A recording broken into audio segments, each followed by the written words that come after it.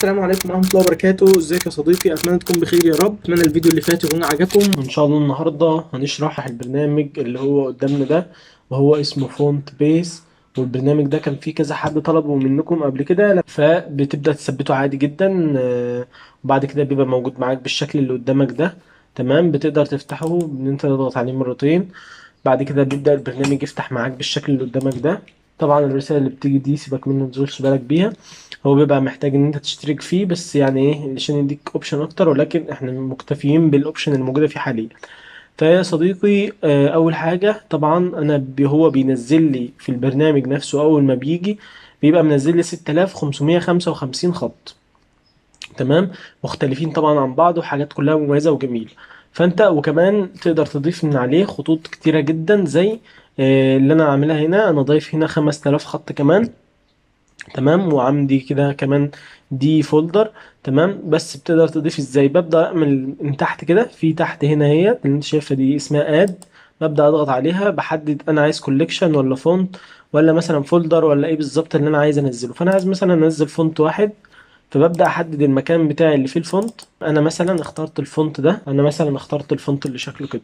فهبدأ احدد الاتنين دول كده، وبعدين هبدأ اعمل لهم سيلكت، فبيبدأوا ينضافوا عندي في البرنامج. هاجي هنا مثلا كده، هم موجودين عندي في البرنامج.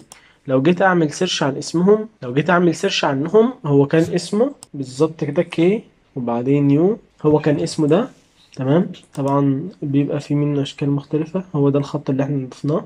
ممكن مثلا نضيف حاجة تكون مميزة أكتر عشان توضح معانا، لأن الخط ده شكله تقليدي جدا، في إيه مش واضح معانا أوي. إن هو نبدأ نشوف خط تاني جديد. طبعا لو محتاجين إن أنا أضيف الخطوط اللي قدامكم دي، أنا هنزلها على على قناة التليجرام.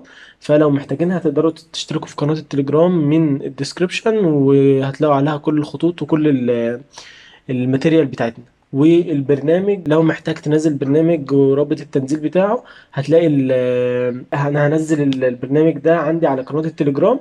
فلو محتاج تنزله تقدر تشترك في قناة التليجرام من الديسكريبشن، وهتلاقي عليها الخطوط، وهتلاقي عليها كمان البرنامج اللي احنا بنضيف عليه ده. وكمان انا حاطط لك فيهم حزمة من الخطوط كبيرة جدا ومفيدة جدا وشكلها مميز جدا كمان، تقدر تضيفها وتشتغل من عليها. فانا هبدأ اعمل سيرش مثلا على الخط اللي انا ضفته اخر حاجة، اسمه سي اس. هبدأ اعمل سيرش هنا بسي اس. هو ده الخط اللي احنا ضفناه دلوقتي من بره.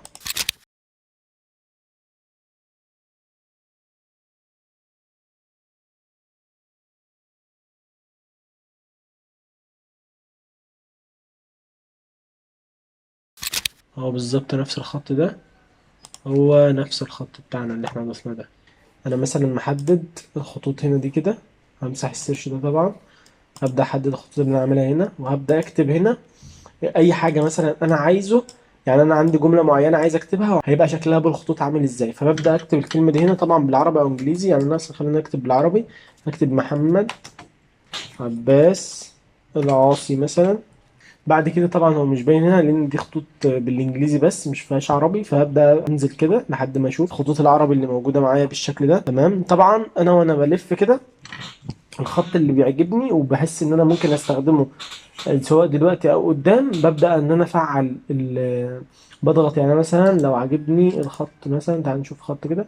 مثلا لو عجبني الخط ده، فببدأ اضغط هنا، فبيبدأ يتفعل. بعدين بيبدأ يخش في الاكتف هنا. فمادام دخل في الاكتف هنا ده، تقدر تشتغل بهم. دول الخطوط اللي انا مثلا عجباني واللي انا بشتغل بيها. دي يعتبر افضل الخطوط اللي انا بشتغل بيها لنفسي. ببدا ان انا مثلا افعلها من بره، فبتبدا تخش في الاكتف هنا. فلما بتخش في الاكتف هنا، انت بتقدر تستخدمها على اي برنامج بره تاني. يعني خلينا مثلا نختار خط مثلا اللي هو ده مميز شويه، وبعد كده نروح على الافتر افكت، نفتح بروجكت جديد، ونبدا ان احنا مثلا نعمل نيو كومبوزيشن ايا كان. وبعدين هبدا اكتب محمد عباس مثلا اهو. بعدين انا عايز بس الغي الستروك كده عشان شكله مش كويس. طبعا انكر بوينت في النص، وبعدين اكبر هنا يبقى شويه.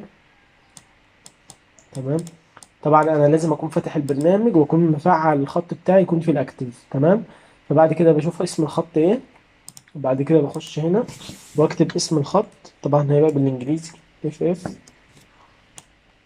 تمام، اهو الخط معانا نزل اهو. فطبعا البرنامج هنا بيديك شويه خطوط والله بجد رايقين يعني جدا. طبعا الخطوط دي كلها، انا الخطوط المميزه دي كلها هتلاقيني سايبها لك في قناه التليجرام، فتقدر تشترك منها في الديسكريبشن. هتلاقي عليها ماتيريال كتير جدا، وان شاء الله الفتره الجايه برضو بنبدا ننزل عليها كل ايه، عشان لو في حد محتاجها او محتاج يرجع لها يلاقيها تاني موجود. ده كان درس النهارده، درس بسيط وسهل. وزي ما انت شايف البرنامج مميز جدا. زي ما قلت لك انت تقدر تضيف اد فولدر او فونت، يعني مثلا لو عايز تضيف فولدر تبدا تحدد الفولدر عادي جدا. يعني انا مثلا عندي ده فولدر خطوط اهو، طبعا بضغط عليه كده وبعدين بعمل سيلكت، بس هو عشان موجود عندي فمش هيضيفه. فببدا اعمل سيلكت بس بيقوم جاي داخل لي على طول، بيبقى بالظبط زي ده، هو نفس الفولدر اللي انا ضفته قبل كده. فبالظبط بينزل كده لوحده كمان. يعني انا ممكن اقفل دي خالص، بس لما افتحها يجيب لك الفولدرات اللي موجوده عندك، اللي فيها الخطوط بتاعتك واللي فيها الحاجات اللي انت عايزها. طيب انا مفعل خطوط عايز اشوفها، بشوفها من الاكتف هنا. طبعا برضو تقدر تضيف حاجات في الفيفوريت، ان انت الحاجات اللي هي المفضله بالنسبه لك. البرنامج سهل وبسيط وبيسهل عليك الشغل.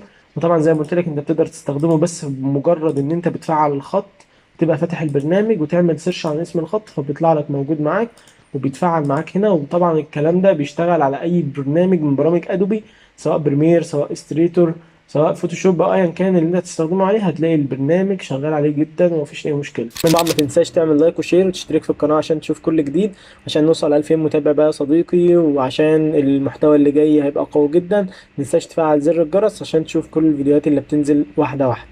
شكرا جدا ليك يا صديقي، السلام عليكم ورحمه الله وبركاته.